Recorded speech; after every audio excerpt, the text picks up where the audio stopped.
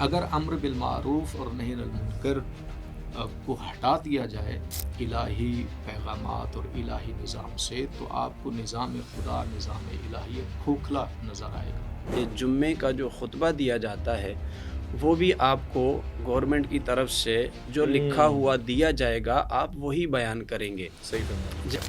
تو ہم یہ کس طرح سے کہیں کہ جی میں آپ کو برائی سے روکوں گا، اس کا امر دوں گا؟ یہ تو صاحبان امر کے حوالے ہوگا، یہ ہر شخص اس امر کو دینے کی اہلیت قابلیت رکھتا ہے۔ یعنی جو کام انبیاء کے ذمے تھا وہ ذمہ داری اس امت کے اوپر عائد کی۔ معاشرے میں اگر برائی ہو رہی ہو تو میں خاموش ہو جاؤں گی، مجھے کیا، میں نے تو اپنی قبر میں جواب دینا، نہ نہ نہ۔ تو اگر ہم یہ کہیں کہ بھائی معاشرے سے امر بالمعروف نہی عن المنکر کو نکال دو، تو پھر اس کا نقصان یہ ہوتا ہے کہ وہاں برائی مزاج کا حصہ بنتی ہے اور آہستہ آہستہ مکمل طور پر وہ نظام مفلوج ہو جاتا ہے۔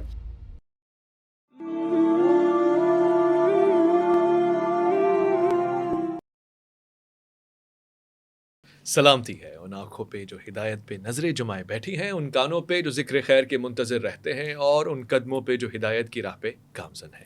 السلام علیکم ورحمۃ اللہ وبرکاتہ۔ تمام تعریفیں خدائے بزرگ و برتر کے لیے جو وحدہ لا شریک، نہ کوئی ثانی نہ کوئی ہمسر، درود لا محدود، محبوب رب الودود، راحت العاشقین مراد المشتاقین، حضرت محمد مصطفیٰ، آپ کی آل پاک، آپ کے جانثار انصار اور اصحاب پر درمن۔ آپ دیکھ رہے ہیں مائع اور مولانا ناچیز محمد اویس ربانی۔ پروگرام کا عنوان امر بالمعروف و نہی عن المنکر۔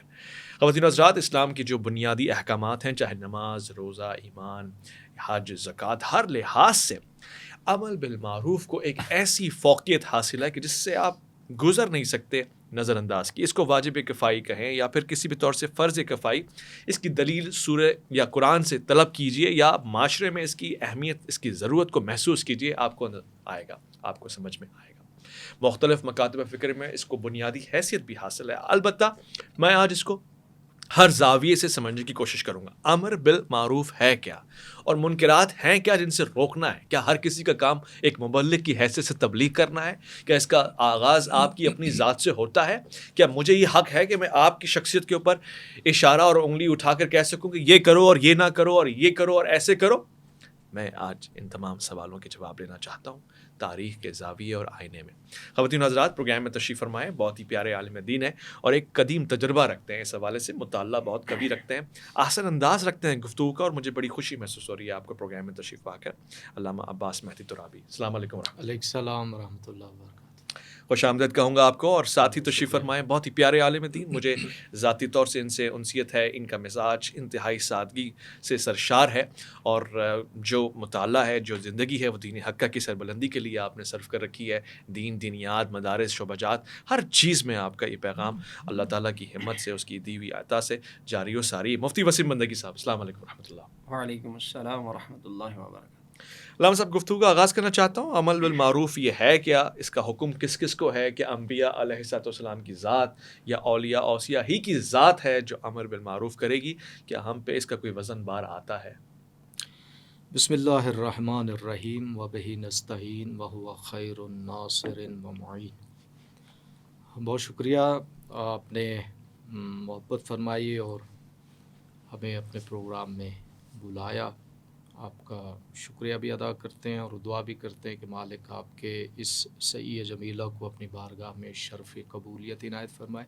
آمین۔ جس محبتوں سے اور جس لگن سے آپ دین مبین کی سربلندی کے لیے، آگاہی کے لیے عوام الناس تک پیغام خدا، پیغام رسول، پیغام اہل بیت علیہم السلام، پیغام اصحاب رسول اللہ صلی اللہ علیہ وآلہ وسلم کا جو اہتمام جن محبت سے اسے کرتے ہیں، مالک آپ کی ان محبتوں میں اضافہ فرمائے۔ آمین۔ یقیناً آج کے موضوع کے اعتبار سے گفتگو کرنے سے پہلے ایک مقدمہ جو ہے وہ چھوٹا سا میں ترتیب دے رہا ہوں کہ اگر ہم پروردگار عالم کے نظام ہدایت جو پروردگار عالم نے وضع کیا ہے، اور اس نظام ہدایت کو ان ہادیان کے حوالے کیا کہ جن کو ہم اور آپ انبیاء علیہم السلام اور مرسلین علیہم السلام سے یاد کرتے ہیں، یہ امر بالمعروف انہی ہادیان برحق کے جو ذمہ داری ہے جو نبوت اور رسالت کے اعتبار سے اس کا یہ کلیدی حصہ ہے. اوکے. اگر امر بالمعروف اور نہی عن المنکر کو ہٹا دیا جائے الہی پیغامات اور الہی نظام سے تو آپ کو نظام خدا، نظام الہی کھوکھلا نظر آئے گا. ایسے ہی آپ اس کو محسوس کریں گے کہ جیسے کسی انسان کے وجود سے روح نکال دی جائے اور اس کا پتلا اور اس کا ڈھانچہ جو ہے وہ پڑا رہے، نہ کسی کو نقصان دے سکے نہ کسی کو فائدہ دے سکے. اسی طرح یہ کلیدی حیثیت کا حامل ہے یہ عمل، اسے عمل کہہ لیں، اسے آپ ایک رکن کہہ لیں، جو بھی آپ نام دینا چاہیں، اس لیے کہ پھر لفظوں کے چکروں میں انسان جو ہے وہ اصل چیز سے پیچھے رہ جاتا ہے.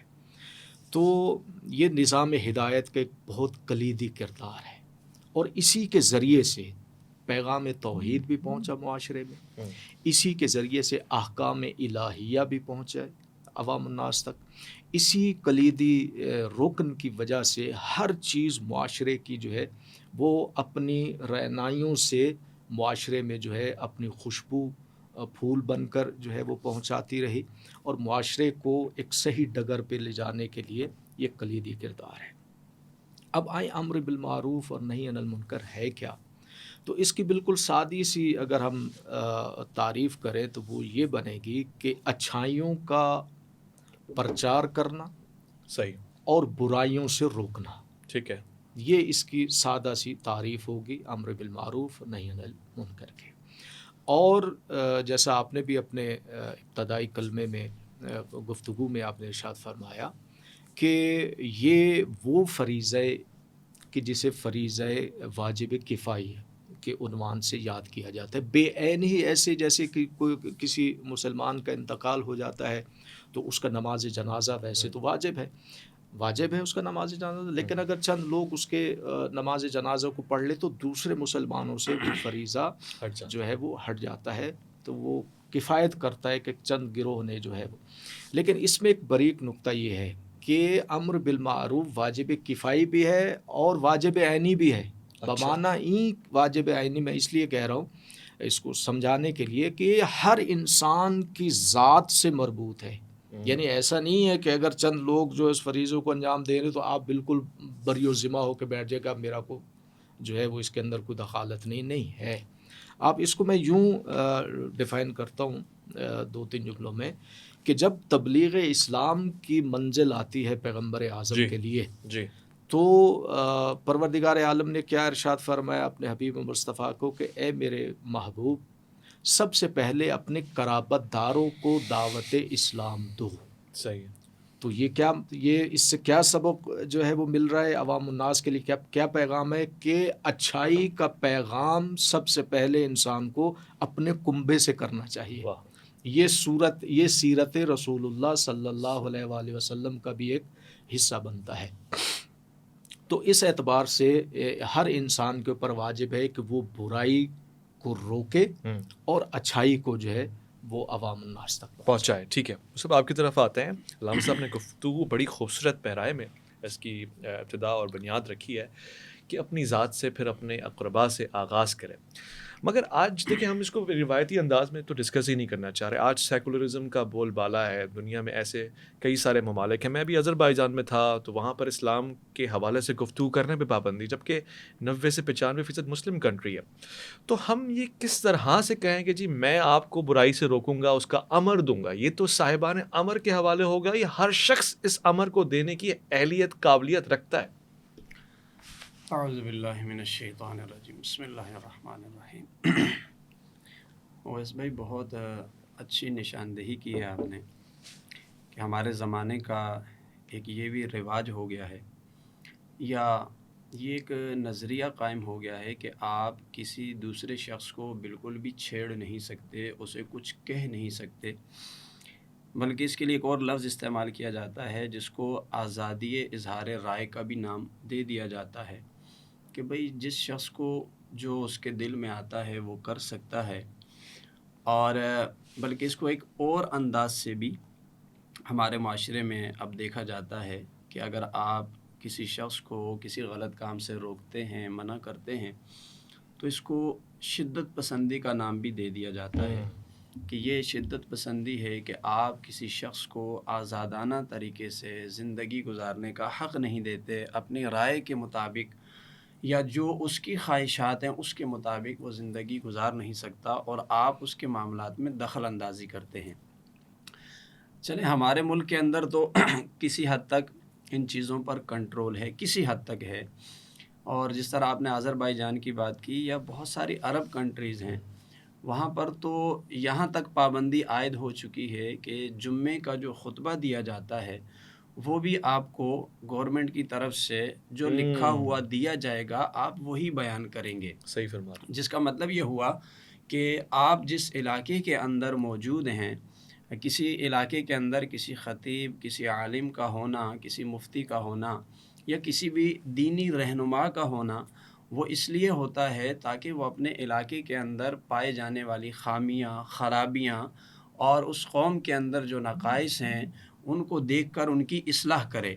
लेकिन जब गवर्नमेंट की तरफ से आपको बाकायदा पाबंद करके खुतबा भेज दिया जाएगा तो उन्हें इस बात से कोई सरोकार नहीं कि इस इलाके में क्या ख़राबी है और कहाँ पर क्या चल रहा है। यानी ये पूरा एक नज़रिया दुनिया में बहरहाल चल रहा है। ये इस्लामी ममालिक का हाल भी हो चुका और गैर इस्लामी ममालिक तो देखें वो तो सीधी सी एक ही बात करते हैं कि भाई आप किसी शख्स के पाबंद नहीं है और किसी को दूसरे पर कदगन लगाने की इजाज़त नहीं है।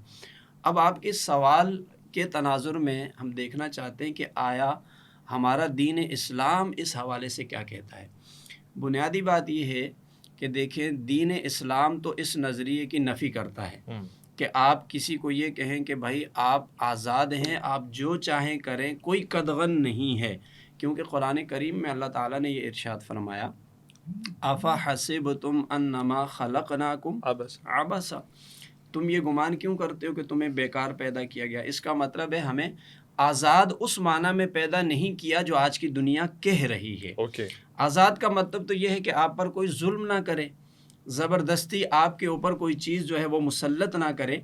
लेकिन जिस माना में आज़ादी आज की दुनिया बोलती है कि आप अपने नज़रिए के एतबार से आज़ाद हैं, अमल के एतबार से आज़ाद हैं, मुक़द्दस हस्तियों को निशाना बनाने के एतबार से आज़ाद हैं, किसी के दीन को जो है वो किसी की मुक़द्दस किताब को आप हदफ़ तनक़ीद बनाने के हवाले से आज़ाद हैं, फिर आप बेहयाई और फहाशी के हवाले से आज़ाद हैं, ख़ानदानी निज़ाम को तहस नहस करने के हवाले से आज़ाद हैं। जो नज़रिया आज की दुनिया देती है, इस्लाम और हमारा दीन हक़ ये कहता है कि आप इस हवाले से आज़ाद नहीं हैं। अच्छा, अब होना क्या चाहिए? अब होना ये चाहिए कि दीन इस्लाम ने ये हमें नज़रिया दिया कि आपके अंदर कुछ ऐसे अफराद होने चाहिए, कुछ ऐसे लोग होने चाहिए कि जिनकी ये ख़ास तौर पर ज़िम्मेदारी हो, जो कि लोगों को बुराई से रोकेंगे और जो अच्छाई की तरफ लेकर आएंगे, उन्हें दावत हक़ देंगे। देखें, अगर हम ये कहें कि भाई आप ये पाबंदी आयद कर दें कि कोई शख्स किसी को भी ना छेड़े और कोई भी उसको तालीम ना दे, कोई भी उसकी गलत बात पर जो है वो निशानदेही ना करे या किसी की रहनुमाई ना करे, तो उसका नतीजा क्या निकलता है? उसका नतीजा ये निकलता है कि जिस तरह अभी फ़िल वक्त हम दुनिया का हाल देख रहे हैं, मुस्लिम दुनिया का ख़ास तौर पर देख रहे हैं, अपने मुल्क पाकिस्तान में देख रहे हैं कि आहिस्ता आहिस्ता वो चीज़ें जो हमारी दीनी रिवायात हैं, जो अखलाकी अक़दार हैं, जो हमारा एक निज़ाम ज़िंदगी दीन इस्लाम के मुताबिक है, वो मफ़क़ूद होता जा रहा है। क्योंकि जब आप निशानदेही नहीं करेंगे, जब कोई उसके ऊपर चेक एंड बैलेंस नहीं रखेंगे, कोई बात करने वाला नहीं होगा, तवज्जो दिलाने वाला नहीं होगा, तो नुकसान ये होगा कि बुराई फैलते फैलते उस मुआशरे और सोसाइटी का हिस्सा बन जाएगी और वो गैर महसूस मिजाज का हिस्सा बन जाएगी।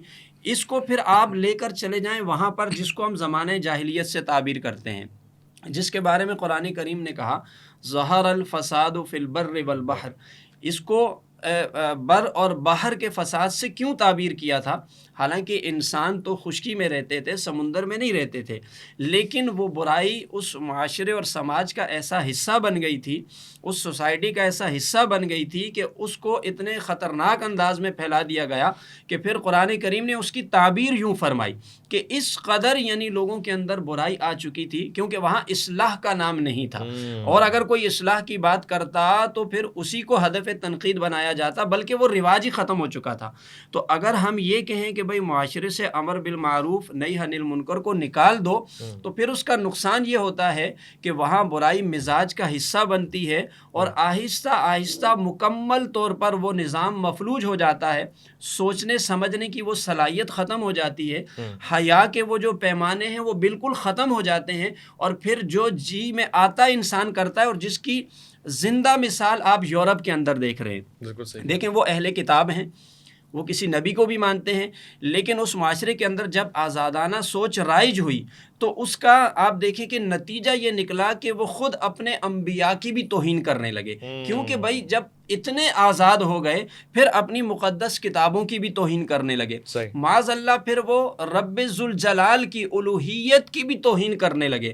اس لیے اسلام نے صحیح نظام زندگی کو برقرار رکھنے کے لیے یہ حکم دیا کہ قرآن کریم کی بیشتر آیات ہیں، مثلا سورہ آل عمران کی آیت نمبر 104 بالکل واضح ہے، آیت نمبر 110 جو کہ اس امت کی خصوصیت ہے بالکل واضح ہے، آیت نمبر 104 میں فرمایا وَلْتَكُمْ مِنْكُمْ أُمَّةٌ يَدْعُونَ إِلَى الْخَيْرِ، فرمایا چاہیے کہ تم میں سے ایک گروہ ایسا ہو کہ جس کا کام یہ ہو یأمرون بالمعروف وینہون عن المنکر، اور نتیجہ آگے یہ بیان کیا وَأُولَئِكَ هُمُ الْمُفْلِحُونَ، کامیاب اور فلاح پانے والی اقوام اور افراد وہی ہوتے ہیں جو اپنے مزاج میں یہ بات رکھتے ہیں کہ ہمیں معاشرے سے برائی کو ختم کرنا ہے، اس کی تبلیغ، اس کا سلسلہ قائم رکھنا ہے، برائی سے روکنا ہے۔ اچھا پھر یہ اس امت کی خصوصیات میں سے ہے جو آیت نمبر 110 میں سورہ آل عمران میں فرمایا، یہ اس امت کی خصوصیات میں سے ہے، کیونکہ یہ کام تو انبیاء کا تھا، جب تک انبیاء علیہ السلام آتے رہے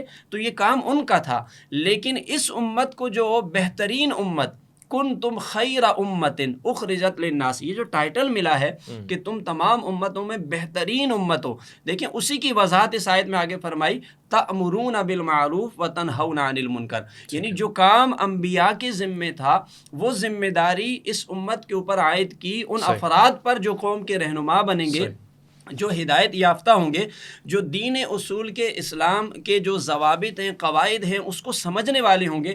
اب یہ ان کی ذمہ داری ہوگی کہ انہوں نے یہ کام کرنا ہے، لیکن بالفرض جیسے آپ نے کہا کہ اگر امت اس ذمہ داری سے نکل جاتی ہے، یہ کام نہیں کرتی ہے، تو دیکھیں سابقہ امتوں کی مثالیں بھی سامنے ہیں، اور اس امت کے بارے میں بھی آقا علیہ السلام کے ارشادات بالکل واضح ہیں کہ جب آپ اپنی اس ذمہ داری سے پیچھے ہٹ جائیں گے تو نقصان کیا ہوگا۔ جیسے اگر میں سابقہ امتوں کے حوالے سے بات کروں تو سورہ مائدہ کے اندر باقاعدہ امر بالمعروف اور نہی عن المنکر چھوڑ دینے کے حوالے سے قرآن کا حکم موجود ہے، اور سزا موجود ہے ان امتوں کے حوالے سے۔ فرمایا لعن الذین کفروا من بنی اسرائیل علی لسان داود وعیسی ابن مریم ذالک بما عصوا وکانوا یعتدون کانوا لا یتناہون عن منکر فعلوہ لبئس ما کانوا یفعلون۔ پہلے یہ بتایا کہ انہیں سزا کیا ملی، فرمایا کہ بنی اسرائیل کے کچھ لوگ وہ تھے جن کے اوپر انبیاء کی زبانوں سے لعنت کروائی گئی، لعن الذین کفروا، ان میں حضرت داؤد علیہ السلام کا ذکر آیا، حضرت عیسیٰ ابن مریم کا ذکر آیا کہ ان کی زبانوں کے ذریعے ان پر لعنت کروائی گئی۔ اب بتائیے اس سے بڑا بدنصیب اور بدبخت شخص کون ہوگا کہ جو انبیاء سراپا ہدایت لے کر آئے، ان سے فیض یاب ہونے کے بجائے ان کی زبانوں سے ان پر لعنت ہو جائے۔ اچھا ان کی خرابی کیا تھی؟ فرمایا کانوا لا یتناہون عن منکر، وہ یہی کام نہیں کرتے تھے کہ جو لوگ برائی کرتے تھے اس سے منع ہی نہیں کرتے تھے، وہ اس سے روکتے ہی نہیں تھے، انہوں نے جو کام چھوڑ دیا تھا وہ امر بالمعروف اور نہی عن المنکر تھا۔ یہ جو آج کا ایک نظریہ پروان چڑھ رہا ہے نا کہ بھائی یہ شدت پسندی ہے، کسی کو نہ روکو، معاشرے میں کسی کی اصلاح نہیں کرو، غلط صحیح جو چل رہا ہے ہر ایک کو اپنے حساب سے چلنے دو۔ بعض اس طرح کے بھی جو جملے بنا کر پیش کیے جاتے ہیں کہ بھائی آخرت میں حساب ہوگا، خود حساب دیں گے، یہ تمام باتیں درست ہیں لیکن اپنی ذمہ داری سے پیچھے نہیں ہٹ سکتے ہیں۔ اچھا یہاں پر ایک سوال پیدا ہوتا ہے، میں علامہ صاحب سے بھی پوچھتا ہوں، مفتی صاحب سے بھی. مثال کے طور پہ جو لوگ اس طرح کی رائے رکھتے ہیں کہ بھئی اپنا کرو اور یہ حالات ایسے نہیں ہیں کہ آپ کسی کے امر بالمعروف کی طرف جاؤ، وہ مثال بے شمار بنا کے پریزنٹ بھی کرتے ہیں. مثلاً حضرت ہارون علیہ السلام کا واقعہ کہ بھئی موسیٰ علیہ السلام اگر نگاہوں سے اوجھل ہیں، طور پر ہیں، تو ایسے عالم میں ہارون علیہ السلام نے سب پہ مسلط نہیں کر دیا اپنا حکم. بچھڑے کی پوجا بھی ہوتی رہی، سب کچھ ہوتا رہا. تو یہ مثال کتنی فٹ بیٹھتی ہے، اس کو ذرا روشن بیان کر دیں. اس حوالے سے یہ جو ابہام ہے نا مسلمانوں کے درمیان جس کو رائج کیا گیا، پہلی بات تو یہ طے کر لینی چاہیے. میں اپنے مکتب کی بات کروں، میرے مکتب کا نظریہ بالکل واضح ہے، اور وہ یہ ہے کہ میرے مکتب میں یہ بات اٹل ہے کہ معصوم کا مقایسہ کسی غیر معصوم کے ساتھ اصلاً ہو نہیں سکتا. اچھا، ٹھیک. یہ اہل البیت علیہ السلام کا بنیادی اور کلیدی نظریہ ہے. ہم کسی بھی معصوم کو غیر معصوم کے ساتھ مقایسہ نہیں کرتے. اب یہاں پر جو یہ مغالطہ پیدا کر رہے ہیں کہ وہ تو جانشین جناب موسیٰ علیہ السلام ہے، وہ معصوم ہے. آنے والے دور میں وہ اس وقت تو نائب جناب موسیٰ تھے اور بعد میں نبوت کے درجے پر جو ہے وہ فائز ہوئے. تو گویا ان کے سامنے تو چیزیں بالکل روشن تھیں.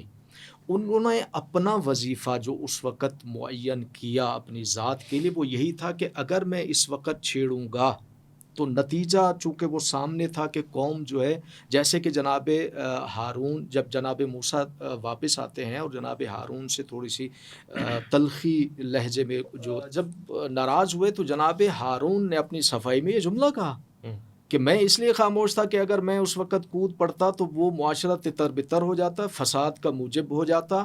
میں اس لیے خاموش تھا کہ یہ جو برائی اس وقت ہو رہی تھی اس کو تو بعد میں ہینڈل کیا جا سکتا ہے، بعد میں اس کو ہم دیکھ سکتے تھے، بعد میں کر سکتے تھے. لیکن اس وقت اگر میں نے کوئی سخت اقدام کرتا تو دیکھیں فساد جو ہے نا، فساد اس سے بہت زیادہ روکا گیا ہے.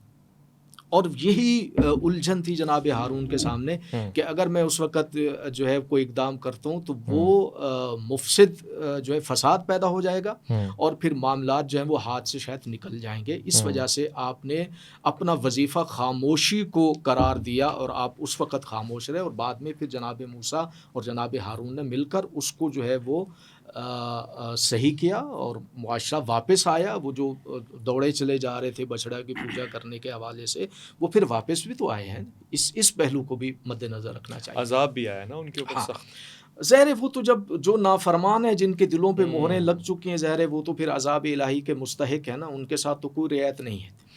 تو بہرحال اب آئیں اصل اس کی جانب کہ ہمیں کیا ضرورت ہے. میں نے اسی لیے کہا تھا کہ ہر انسان کا یہ میرے مکتب فکر کے اعتبار سے میں جملہ کہوں کہ ہمارے ہاں مذہب اہل بیت علیہ السلام میں دین کے 2 ستون ہیں. پوری دین کی بلڈنگ 2 ستونوں پر ٹکی ہوئی ہے، رکی ہوئی ہے. ایک کا نام ہے اصول دین اور دوسرے کا نام ہے فروع دین. اصول اور فروع کے 2 ستون پہ پوری اسلام کی بلڈنگ ٹکی ہوئی ہے. اصول دین یعنی عقیدہ، فروع دین یعنی اعمال. اب امر بالمعروف ہمارے یہاں فروع دین میں سے ہے.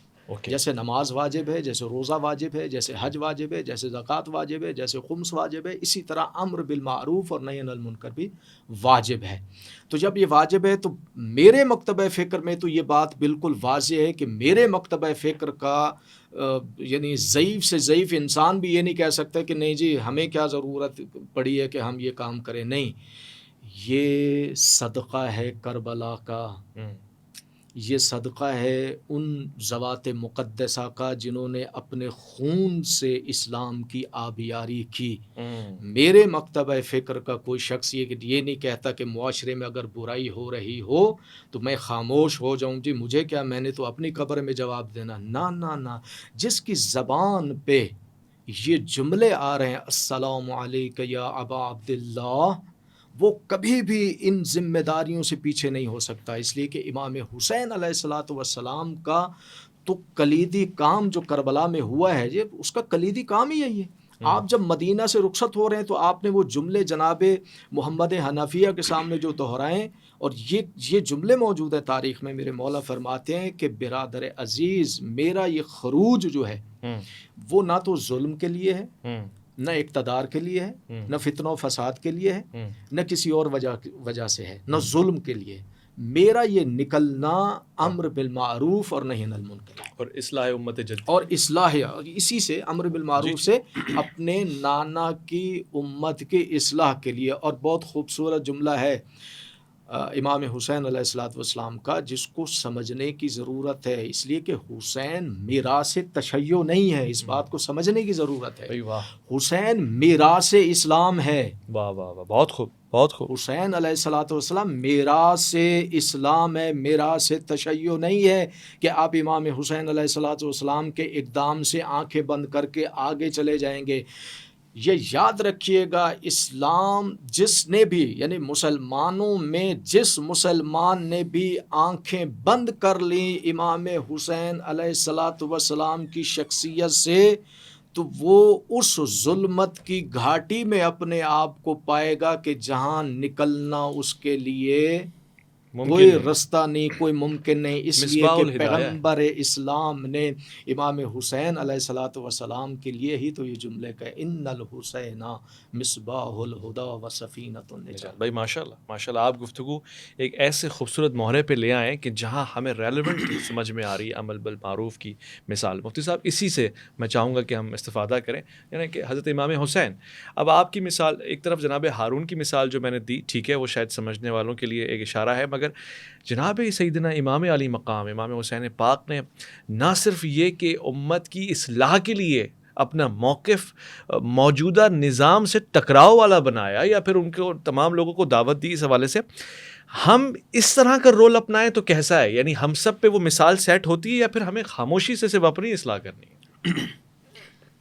دیکھیے، یہ ہر شخص کی اپنی استعداد اور صلاحیت، اور ہر شخص کے اپنے اپنے اختیارات کے مطابق امر بالمعروف اور نہی عن المنکر ہے. سب سے پہلے جو مثال آپ نے حضرت امام حسین رضی اللہ تعالیٰ عنہ کی دی ہے، تو ان کا جو مقام اور مرتبہ ہے، ان کا جو منصب ہے، وہ اس بات کا تقاضا کرتا تھا کہ آپ برائی کو مٹانے کا جو سب سے پہلا درجہ ہے، جو کہ حدیث پاک کے اندر آیا کہ جب تم کسی معاشرے میں کسی بھی جگہ کوئی برائی دیکھو تو اگر تم اسے اپنے ہاتھ سے روک سکتے ہو تو اسے روک لو. اور یہ ایمان کا سب سے بلند درجہ اور قوی ترین درجہ ہوتا ہے. اور دوسرا حدیث پاک میں یہ فرمایا کہ اگر تم ہاتھ سے نہیں روک سکتے تو پھر زبان سے روکنے کی کوشش کرو گے. اور آخری درجہ جو کمزور ترین ایمان کا درجہ ہے، وہ کم از کم دل میں اسے برا سمجھنا ہے.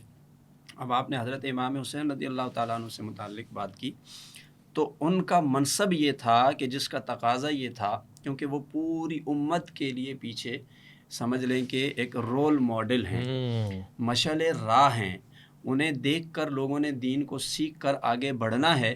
تو ان کا منصب یہ تقاضا کر رہا تھا کہ آپ برائی کو جب دیکھیں تو اپنے ہاتھ سے روکیں. وہ ایمان کے اعلیٰ ترین درجے پر فائز ہیں، اس لیے آپ نے سب سے پہلے والا اسٹیپ لیا. لیکن میں نے کہا نا کہ یہ ہر ایک کی اپنی اپنی استعداد اور صلاحیت اور منصب ہے، ہر کسی کے بس کی بات ہر کسی کے بس کی بات نہیں ہے. لیکن یہ ایمان کا افضل درجہ ضرور ہے، اس لیے کہ نبی علیہ السلام نے یہ بھی فرمایا کہ افضل جہاد ظالم شخص کے سامنے حق بات کہنا ہے. ظالم حکمران کے سامنے حق بات کہنے کو پیارے آقا علیہ السلام نے سب سے افضل جہاد قرار دیا. تو حضرت امام حسین رضی اللہ تعالیٰ عنہ نے جہاد میں بھی جو افضل ترین مقام ہے نا، اس کو پایا، اس کو حاصل کیا، اور ایک ظالم شخص سے آپ ٹکرائے اور اس کے سامنے آپ کھڑے ہوئے اور کلمہ حق ادا کیا. لیکن اب جب بقیہ افراد کی ہم بات کریں گے تو ہر ایک کو یہ دیکھنا ہوگا کہ اس کے پاس کتنی صلاحیت ہے. مثال کے طور پر ایک شخص حاکم وقت ہے، اس کے پاس فورس ہے، اختیارات ہیں، طاقت ہے، تو اس کے لیے تو یہ حدیث پاک کا مقتضا یہی بنے گا کہ وہ پہلے اسٹیپ پر رہے، یعنی برائی کو وہ ہاتھ سے روکے، اس لیے کہ اس کے پاس اختیارات ہیں، اس کے پاس فورس موجود ہے، سب کچھ ہے. اور دوسرا وہ شخص آتا ہے کہ جس کے پاس ہاتھ کی طاقت تو نہیں ہے کہ وہ یہ کام کر سکے، لیکن اللہ نے اس کو زبان کے ذریعے یہ طاقت دی ہے، جس کو ہم یوں جو ہے وہ کہہ سکتے ہیں کہ جس طرح سنی جاتی ہے، اس کی بات میں اثر ہے، اثر ہے، یا جس طرح مختلف علماء کرام ہوتے ہیں مختلف جو ہے خطبہ مسالک کے اندر خطبہ ہوتے ہیں، ان کی بات سنی جاتی ہے، ان کے بہت سارے فالوورز ہوتے ہیں.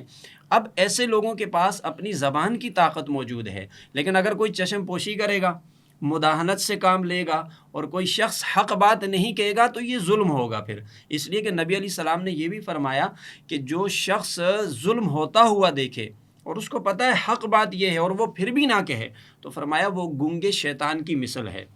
تو سخت ترین وعید آئی ہے. جس کے پاس دوسرا منصب ہے اس کو وہی اختیار کرنا چاہیے.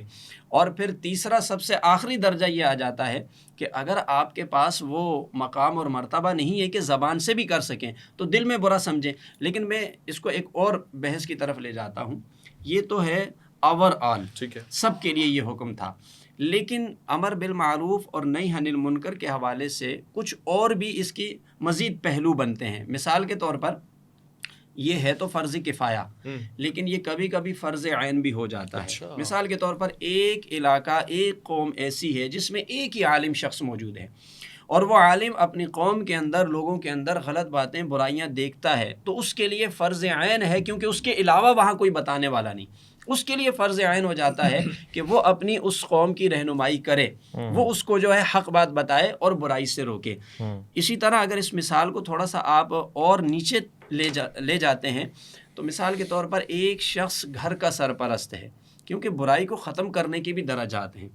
ایک شخص اپنے گھر کا سرپرست ہے، وہ اپنے ماتحت بچوں میں، بیوی میں، اپنے خاندان کے افراد میں یہ دیکھتا ہے کہ کوئی برا کام کر رہا ہے، تو یہ اس کے لیے واجب ہے اور یہ اس کے اختیارات میں ہے، کیونکہ وہ اپنے ہاتھ سے اس کو روک سکتا ہے. تو کوئی یہ نہ سمجھے نا کہ بھائی یہ تو حاکم وقت کا کام ہے، بلکہ یہ اختیارات کو دیکھا جائے گا. جس طرح نبی علیہ السلام کا فرمان ہے نا، کلکم راعٍ کلکم مسئول، ان میں سے ہر شخص جو ہے وہ رہنما بھی ہے اور ہر شخص جواب دہ بھی ہے. تو اس کو ہم اسی کیٹیگری میں جا کر دیکھیں گے کہ بھائی جس شخص کی جتنے اختیارات ہیں کم از کم وہ اتنے تو استعمال کرے. اور دوسرا یہ کہ جہاں تک اس کی رسائی ہے تو آغاز وہ اپنے گھر سے کرے، آغاز اپنے گھر سے شروع کرے، اپنے ماتحت لوگوں کو دیکھے. ایک چھوٹی فیملی ہے، ایک گھر کا سرپرست یہ چیزیں دیکھے گا. ایک تھوڑا اس سے بھی اوپر آ جاتا ہے کہ چند خاندان مل کر ان میں بھی ایک بڑا شخص ہوتا ہے، جیسے دادا ہے، نانا ہے، کوئی بھی بڑا ہوتا ہے، تو اس کے کنٹرول میں بعض دفعہ خاندان کے نیچے کے سارے افراد ہوتے ہیں.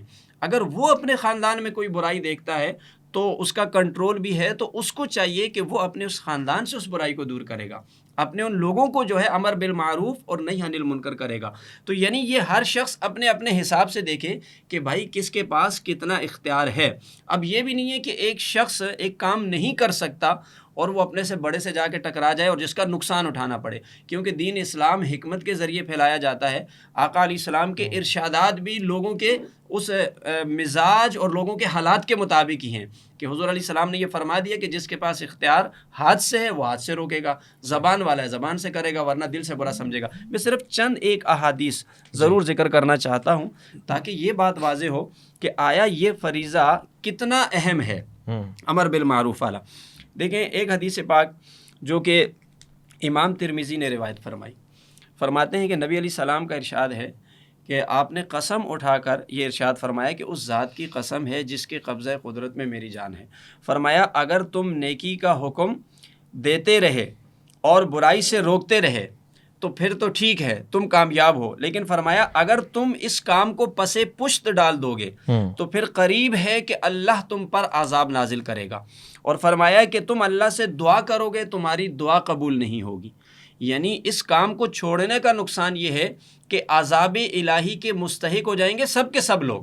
جس طرح کہ نبی علیہ السلام کا یہ ارشاد پاک بھی موجود ہے. حضور فرماتے ہیں کہ اللہ نے جبرائیل امین سے فرمایا کہ فلاں بستی کو اٹھاؤ اور اس کو پلٹ دو، یعنی اس پر عذاب آ جائے. تو جبرائیل امین نے عرض کی کہ مولا اس کے اندر ایک ایسا شخص بھی بیٹھا ہوا ہے جو کہ تیرا فرما بردار بندہ ہے. بعض روایات میں اس طرح کے الفاظ آئے کہ پلک جھپکنے کے لمحے کے برابر بھی اس نے کوئی نافرمانی نہیں کی ہے.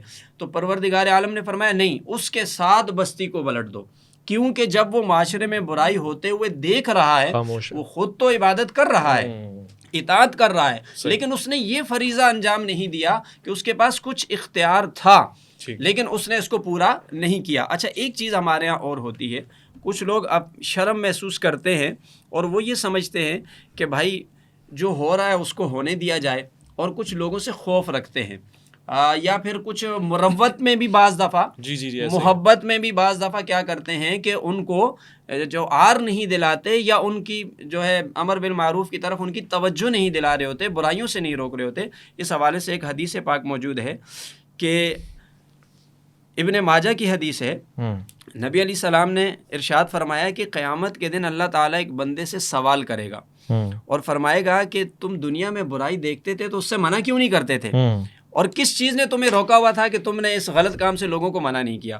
اب اس بندے کا جواب یہ ہوگا کہ وہ یہ کہے گا کہ مجھے تیری ذات سے امید تھی کہ تو مجھے بخش دے گا، میں اچھا کام کر رہا ہوں، لیکن لوگوں سے ڈرتا تھا تو اس لیے میں نے ان سے کچھ نہیں کہا۔ تو اللہ تعالیٰ فرمائے گا کہ میں اس بات کا زیادہ حقدار تھا کہ تو مجھ سے ڈرتا، میرا خوف رکھتا۔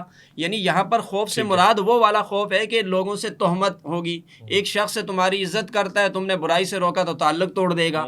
یہ میں اس مزاج کی بات کر رہا ہوں کہ جب آپ اس خوف سے کہ تعلق خراب نہ ہو جائے اور میرا جو ان کی آگے ایک نظر میں مقام بنا ہے وہ خراب نہ ہو جائے، میری عزت خراب نہ ہو جائے، اس وجہ سے بھی لوگ کسی کو برائی سے نہیں منع کرتے، جبکہ دین اسلام یہ بتاتا ہے، آقا علیہ السلام کے ارشادات یہ بتاتے ہیں کہ اگر ایسی صورتحال کی وجہ سے بھی تم کسی کو برائی سے نہیں روکو گے تو اللہ تعالیٰ قیامت میں یہ فرمائے گا کہ تمہیں اس کا خوف تھا، اپنی عزت اس کے سامنے بنانے کا خوف تھا، میرا خوف کیوں نہیں تھا؟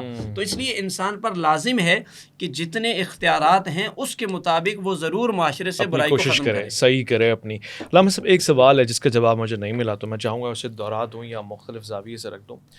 بنیادی طور سے کیونکہ امر بالمعروف ہے، امر یعنی حکم دینا، اور اس جملے کو ہم قرآن میں دیکھتے ہیں کہ اول الامر، تو کیا ہر شخص اول الامر ہے یا یہ امر صرف اول الامر کریں گے؟ دیکھیں ہمارے ہاں چونکہ جیسے مکتب فکر، مختلف مکاتب فکر کے اندر اول الامر کی جو وضاحتیں ہیں وہ سوائے اہل تشیع مکتب فکر کے باقی تمام مکاتب فکر میں مساوی ہیں، ایک جیسے ہیں، تھوڑا سا فرق ہوگا، لیکن ہمارے ہاں اس کا بالکل ہی زاویہ دوسرا پیش کرتے ہیں۔ ہم کہتے ہیں کہ اول الامر سے مراد وہ شخص ہے جسے پروردگار عالم معین کر رہا ہے، اوکے، جس کی اطاعت کا پروردگار عالم حکم دے رہا ہے، جیسے کہ قرآن کی آیت کے اندر واضح ہے کہ اطاعت کرو اللہ کی، اطاعت کرو اللہ کے رسول کی اور صاحبان امر کی۔ یہاں آ کر بات مختلف ہو جاتی ہے، ہم کہتے ہیں کہ صاحبان امر وہ جو پیغمبر اعظم صلی اللہ علیہ وآلہ وسلم کے جانشین، وہ اولی الامر ہیں، اور وہی شریعت کے کو نافذ کرنے والے ہیں، وہی محافظ ہیں، وہی اجرا کرنے والے ہیں۔ ان کے حکم کے علاوہ کسی کو حق نہیں ہے کہ وہ کھڑا ہو کر وہ کام کرے جو پیغمبر اعظم کا کام ہے۔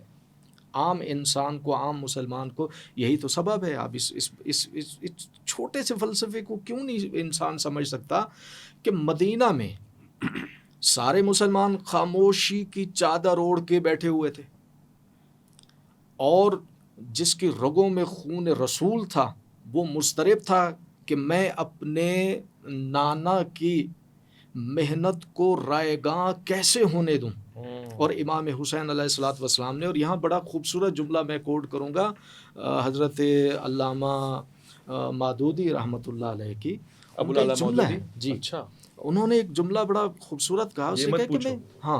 اسے کہا کہ میں حیران ہوں آپ اس بات کے اوپر بحث کر رہے ہیں کہ امام حسین علیہ الصلوۃ والسلام نے بیعت کیوں کی، میں تو حیران اس بات پر ہوں کہ اصحاب پیغمبر نے یزید کے بیعت کیسے کر لی،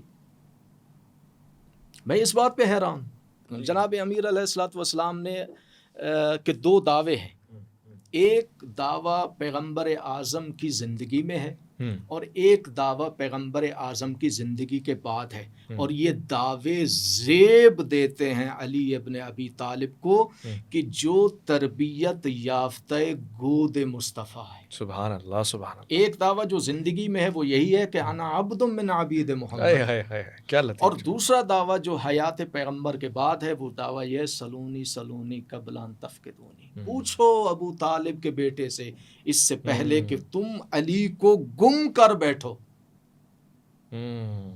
یہ 2 دعوے ہیں اور اس کے علاوہ کائنات عالم میں کوئی ایسا نہیں. کیوں یہ دعوے کس بنیاد پہ ہیں؟ اسی بنیاد پہ ہیں کہ رسول اللہ کی آغوش میں آنکھ کھولی، پہلی غذا رسول کی زبان لی، اور تربیت اس انداز سے رسول اعظم کے ہاں آپ نے پائی ہے کہ خود فکرہ ہے میرے مولا کا کہ میں اپنے محبوب کے پیچھے، اپنے رسول کے پیچھے ایسے رہا جیسے اونٹنی کا بچہ. پیارا جملہ. صاحب آپ کی طرف آتا ہوں اور یہ ٹیکنیکل سوال پوچھنے لگا ہوں. مدینہ منورہ میں رسول اللہ صلی اللہ علیہ وآلہ وسلم کی اسٹریٹجی عمل بالمعروف کو لے کے اور ہے، مکے میں اور ہے. یعنی مکے میں اصحاب کو یہ حکم نہیں ہے مکی دور میں کہ بھئی امر بالمعروف کریں یا اس طرح سے کریں، بلکہ وہاں پہ تو اعلان قبولیت اسلام کو بھی حضرت ابوذر کو روک دیا گیا کہ آپ نے نہیں کرنا ہے. مدینہ میں اور ہے، تو کیا امر بالمعروف فیسز ٹائم، ایرا، زمانے، حالات کے پیش نظر چلتا ہے؟ دیکھیے بات یہ ہے کہ جب نبی علیہ السلام نے اعلان نبوت فرمایا، قرآن کریم کے اندر ایک آیت مقدسہ موجود ہے، ادعو الی سبیل ربک بالحکمت والموعظۃ الحسنہ. تو سب سے پہلے ہم حکمت کا لفظ لے لیتے ہیں کہ دین اسلام کی جو تبلیغ ہے وہ بھی حکمت پر مبنی ہے. اور یہ جو آپ نے کہا کہ جو ٹائم پیریڈ تھا بیت اللہ شریف میں، مکہ مکرمہ میں، یہاں کچھ الگ مزاج اور احکام تھے اور مدینے میں الگ تھے، تو یہ حکمتوں پر مبنی ہی تھا. یہی تو دین اسلام کی حکمتیں ہیں. اس لیے کہ جب آغاز ہوا تو بالکل لوگوں کے اندر ایک نیا دین آیا. وہ آباء و اجداد سے جو چیزیں لے کر چل رہے تھے یہ یکسر ان کے مزاج کے خلاف بات تھی. اس لیے فوراً سے اگر اس کو علل اعلان معاشرے کے اندر لایا جاتا تو پھر جو آپس میں کلیش کی صورت پیدا ہوتی وہ زیادہ سنگین ہوتی. اس لیے دین اسلام کی حکمتیں یہ تھی کہ اس کو آہستہ آہستہ لوگوں میں رائج کیا جائے گا اور حالات کے مطابق اور مزاج کے مطابق. اس لیے سب سے پہلے جو آغاز ہوا جو کہ قرآن کا حکم ہے کہ پروردگار عالم نے فرمایا کہ سب سے پہلے آپ اپنے گھر والوں کو اس دین کی تبلیغ فرمائیں. سب سے پہلے اپنے جو قبیلے والے ہیں ان تک پیغام حق پہنچائیں. یعنی ان میں سے کچھ افراد آپ کے ساتھ ہو جائیں گے تو یہ ایک چھوٹی سی جماعت تیار ہوگی. پھر اس کے بعد آہستہ آہستہ جیسے 3 سال کا عرصہ گزرا تو حکم دیا کہ اب علل اعلان کریں. لیکن ابھی تک دفاع کرنے کا حکم نہیں آیا تھا کہ آپ دفاع بھی کریں گے. یعنی دفاع سے مراد ہے کہ اگر کوئی آپ سے لڑتا ہے تو آپ اس سے جنگ کریں گے. یہ سارا حکمتوں پر مبنی تھا تاکہ لوگوں کے ذہن میں یہ بات راسخ ہو جائے کہ یہ دین زور، زبردستی، تلوار یا کنبے قبیلے کی طاقت اور اس کے ذریعے سے لوگوں پر مسلط کر کے اس کو نافذ نہیں کیا، بلکہ اس کی تعلیمات کو لوگوں کے سامنے رکھا جائے. اور جب وہ دیکھیں کہ کتنی نفیس اور عمدہ تعلیمات ہیں تو ایک فطرت سلیمہ رکھنے والا شخص ان کو خود قبول کرے. اچھا، دوسرا یہ ہے کہ ایسا نہیں ہے کہ مکہ کے اندر اس کو بالکل ہی سیپریٹ کر دیا گیا. یہ تو آغاز میں تھا، بالکل ابتدائی دور میں تھا. پھر اس کے بعد تو آہستہ آہستہ اس کی تبلیغ کا سلسلہ بڑھتا چلا گیا. کہیں اصحاب رسول کا نام بھی آتا ہے، انہوں نے بھی نبی علیہ السلام کے ساتھ پیغام حق کو آگے پہنچانے میں باقاعدہ قدم بقدم کھڑے رہے. جس طرح کہ حضرت ابوبکر صدیق رضی اللہ تعالیٰ عنہ کا نام ہے کہ آپ نے کئی لوگوں کی جب ذہن سازی کی اور دین حق ان کی طرف جب پہنچانے کے لیے کوشش کی تو آپ کی محنت سے بھی کئی لوگ مسلمان ہوئے، جن میں خود حضرت عثمان غنی رضی اللہ تعالیٰ عنہ کا نام آتا ہے کہ آپ نے ان تک پیغام پہنچایا، قائل کیا. تو اس طرح اور بھی اصحاب رسول تھے. اچھا، پھر دیکھیں مکہ ہی سے کچھ لوگ مدینے سے آئے جنہوں نے آ کر نبی علیہ السلام کی بیعت کی. تو نبی علیہ السلام نے وہاں سے کچھ لوگوں کو اپنا نمائندہ بنا کر مدینے کی طرف بھی جو ہے وہ بھیج دیا. حضرت مصعب بن عمیر کا نام آتا ہے اور اصحاب رسول کا نام آتا ہے. تو انہیں بھی یہ کہا کہ آپ وہاں پر تبلیغ کریں اور دین حق کا پیغام پہنچائیں. لیکن جب حالات بہت ہی تنگ ہو گئے مکہ المکرمہ میں، اور آپ دیکھیں کہ وہاں پہلے ایک ہجرت ہوئی، ہجرت حبشہ، پھر اس کے بعد دوسری ہجرت کا پیغام آ گیا. چونکہ وہاں پر مسلمانوں کا کوئی مستقل اپنا ایک کوئی ریاست کے طور پر وجود نہیں تھا، کوئی اپنا ایک ادارہ، کوئی افرادی قوت کے اعتبار سے مستقل اس طرح کا وجود نہیں تھا کہ جس کو قائم کر کے باقاعدہ اپنی پاور کو بھی ظاہر کیا جائے. اس لیے حکم ہوا کہ آپ اس علاقے کی طرف منتقل ہو جائیں جہاں لوگ آپ کے لیے آنکھیں بچھائے بیٹھے ہیں اور آپ کو خوش آمدید کہہ رہے ہیں, یعنی مدینے کے لوگ. تو اس لیے نبی علیہ السلام وہاں سے ہجرت کر کے وہاں چلے گئے. اچھا, وہاں مزاج کیوں بدلا؟ اس لیے کہ دین اسلام کے غلبے کا دور شروع ہوا, کیونکہ وہاں کے جو مقامی افراد انصار صحابہ کہلاتے ہیں, جنہوں نے مسلمانوں کو خوش آمدید کہا, مدد کی. تو ان کے بارے میں نبی علیہ السلام کا فرمان بھی ہے کہ انصار صحابہ سے محبت رکھنا ایمان کی علامت ہے. حضور نے محبت کا درس دیا ان سے, کیونکہ انہوں نے سب سے پہلے مسلمانوں کو ویلکم کیا اور یہاں تک ان کے ساتھ کھڑے ہوئے کہ اپنی جائیدادیں بھی ان کے لیے تقسیم کر دی, اپنی ہر چیز میں ان کو اپنے ساتھ شامل فرما لیا. اب چونکہ جب مدینے پہنچے تو مزاج کیوں بدلا اور طریقہ کار کیوں بدلا؟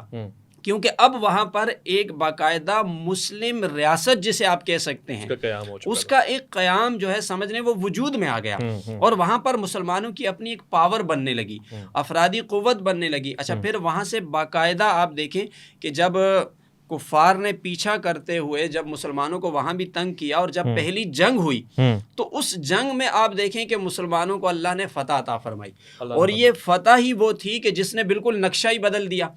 پھر دیگر جو قبائل, دیگر علاقے کے لوگ تھے, دیگر مذاہب کے یہود و نصارہ جو تھے, وہ سب بھی آپ سے معاہدے کرنے پر مجبور ہو گئے. ان سب نے بھی دیکھا کہ بھائی مسلمانوں نے اپنی قوت کو منوا لیا. لیکن یہ سب کچھ جو تھا نا, یہ دینی حکمتوں کے تحت تھا کہ جس طرح کے حالات بنتے چلے جا رہے تھے, پھر جس طرح کے مزاج کے لوگ ملتے چلے جا رہے تھے, پھر جس طرح افرادی قوت بڑھتی چلی جا رہی تھی اور حالات سازگار ہو رہے تھے, اس کے مطابق وہ طریقہ کار بھی بدلتا گیا.